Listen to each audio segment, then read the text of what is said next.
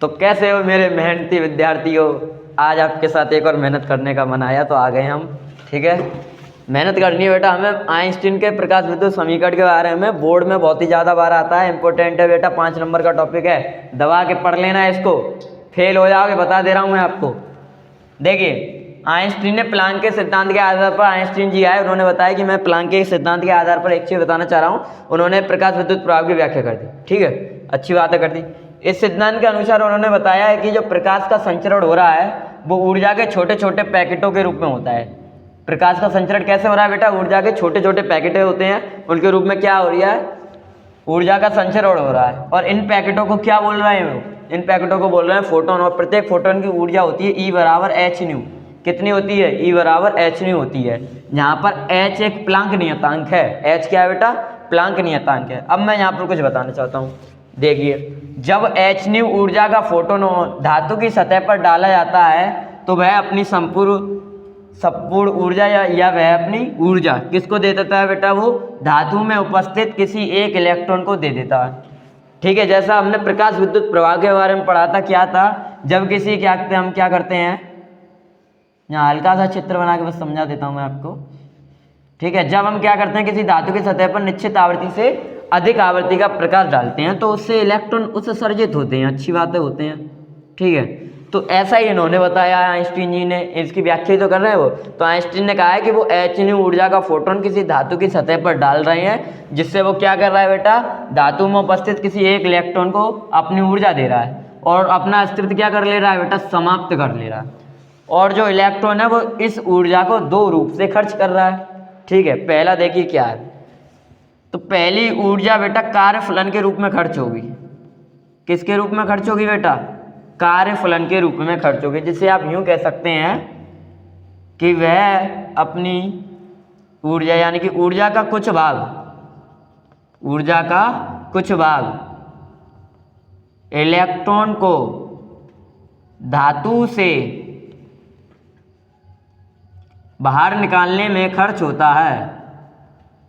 Electron को धातु से बाहर निकालने में खर्च होता है। ठीक है, तो ऊर्जा का कुछ भाग कहाँ खर्च हो गया? धातु से इलेक्ट्रॉन को बाहर निकाल रहे हैं और इसी को बेटा क्या बोला जाता है? कार्यफलन बोला जाता है। और कार्यफलन को बेटा W से व्यक्त करते हैं। ठीक है, कार्यफलन को W से व्यक्त करते हैं। फॉर्मूला इसका क्या हो जाएगा? W बराबर H nu not. New not क्या है बेटा? दहली आवृत्ति। दूसरा रूप क्या है? दूसरा रूप है बेटा गतिज ऊर्जा के रूप में।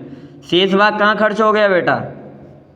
शेष भाग इलेक्ट्रॉन को गतिज ऊर्जा प्रदान करने में खर्च होता है या गतिज ऊर्जा देने में खर्च होता है।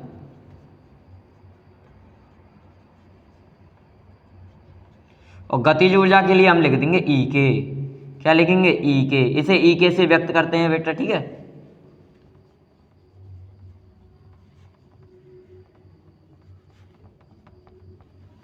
ठीक है, इसे E के से व्यक्त करते हैं। Well done. तो फॉर्मूला हो जाएगा E के बराबर 1/2 mv²। अब यहाँ से ना बेटा ये न्यू है, ये हुई है। अब हम जान रहे हैं कि जो फोटोन की ऊर्जा है वो कितने रूप से खर्च हो गई? 2 रूप से खर्च हो गई। तो फोटोन की ऊर्जा कितने रूप से खर्च हो गई है बेटा? फोटोन की ऊर्जा 2 रूप से खर्च हो गई है। एक तो बेटा कार्यफलन में खर्च हो गई है और एक बेटा गतिज ऊर्जा में खर्च हो गई है। ठीक है, तो यहाँ से बेटा हम इसका आइंस्टीन का प्रकाश विद्युत समीकरण निकलेगा। वीडियो पूरी देखना अंत तक। तो E बराबर फोटोन की ऊर्जा E है, कार्यफलन W है, प्लस गतिज ऊर्जा क्या है बेटा? E के। क्या है? E के। अब सबकी वैल्यू यहाँ मैं पुट करता हूँ, जैसे कि E बराबर है एच न्यू, W बराबर एच न्यू नॉट, E के, और ये किसके बराबर है? 1/2 mv²। ओके, तो यहाँ रखेंगे हम h nu, that is equal to W का मान रखेंगे आप h nu nought, plus E के का मान रखेंगे आप 1/2 mv²। अगर मैं यहाँ से गतिज ऊर्जा कैलकुलेट करूँ, क्या करूँ बेटा? गतिज ऊर्जा कैलकुलेट करूँ, तो मैं हल्का सा थोड़ा आपको डिस्टर्ब करूँगा। एच न्यू बराबर, इसको मैं थोड़ा इसको इधर लेकर आता हूँ। तो देखिए मैं यहाँ करता हूँ, फिर अगली लाइन के लिए चलते हैं उधर। तो 1/2 mv² that is equal to h nu यानी कि एच न्यू, और ये एच न्यू नॉट बेटा इधर प्लस का इधर भेज दोगे तो माइनस का एच न्यू नॉट।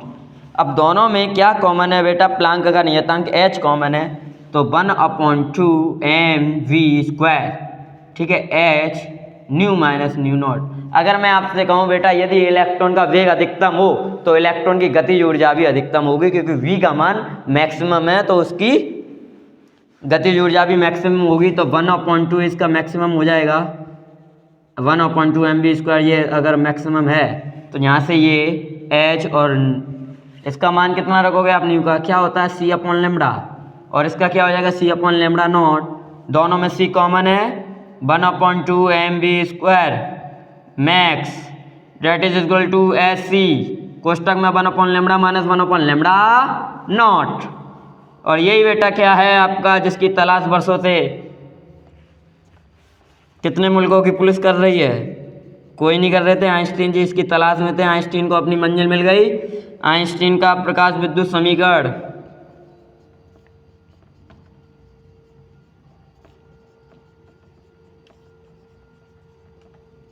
ठीक है, तो आपको पेपर में पूछा जाए 5 नंबर का, तो देखिए आपको करना क्या है, कैसे क्या करना है। तो आइंस्टीन के बारे में लिख देना, आइंस्टीन ने क्या किया, कैसे क्या किया। तो आइंस्टीन ने प्लांक के सिद्धांत के आधार पर प्रकाश विद्युत प्रभाव की व्याख्या की। ठीक है, इस सिद्धांत के अनुसार उन्होंने बताया प्रकाश का संचरण ऊर्जा के छोटे छोटे पैकेटों के रूप में होता है। इन पैकेटों को फोटोन कहते हैं। प्रत्येक फोटोन की ऊर्जा क्या होती है बेटा, E बराबर एच न्यू होती है, और यहाँ पर एच एक प्लांक नियतांक है। इतना लिखने के बाद आप लिखोगे जब एच न्यू ऊर्जा का फोटोन किसी धातु की सतह पर डाला जाता है तो अपनी संपूर्ण ऊर्जा धातु में उपस्थित किसी एक इलेक्ट्रॉन को दे देता है और अपना अस्तित्व खत्म कर लेता है, यानी कि वो खत्म हो गया, मर गया। और इलेक्ट्रॉन इस ऊर्जा को दो रूप से खर्च कर रहा है, व्यय कर रहा है। पहली ऊर्जा किस में खर्च होगी, कार्यफलन में। दूसरी ऊर्जा किस में खर्च होगी, गतिज ऊर्जा में, यानी फोटोन की ऊर्जा दो रूप से खर्च होगी, कार्यफलन और गतिज ऊर्जा। कार्यफलन लेगा W, गतिज ऊर्जा E के, और फोटोन की ऊर्जा E का वैल्यू यहाँ पर रखा एच न्यू, ये रखा एच न्यू नॉट W का, और गतिज ऊर्जा होती है 1/2 mv², ये सब जानते हैं। यहाँ से कैलकुलेट किया, क्या किया बेटा, कैलकुलेशन में आप माहिर हैं। ये कैलकुलेशन आपको जल्दी से आनी चाहिए, इसलिए फाइनल में जो रिजल्ट निकला, क्या निकला, 1/2 mv² मैक्स, और that is equal to HC/1/λ minus 1/λ0। यहाँ तक हमने पढ़ा है केवल आइंस्टीन के बारे में। इसका रह जाता है बेटा नियम। क्या रहता है, नियम। हम मिलेंगे इसके लिए आपके लिए नेक्स्ट वीडियो में, और नेक्स्ट वीडियो में नियम के साथ साथ हम एक और चीज़ आपको बताएंगे। चलिए, नियम बताएंगे आपको, नियम के साथ साथ ये भी बताएंगे कि इस पर आधारित प्रश्न कैसे आ सकते हैं। प्रश्न यानी कि ये किस टाइप से पूछा जा सकता है, क्या चीज़ मिक्स होगी, तो आपको बेशर्मी होगी इसके लिए। ठीक है, बने रहिए हमारे साथ, धन्यवाद।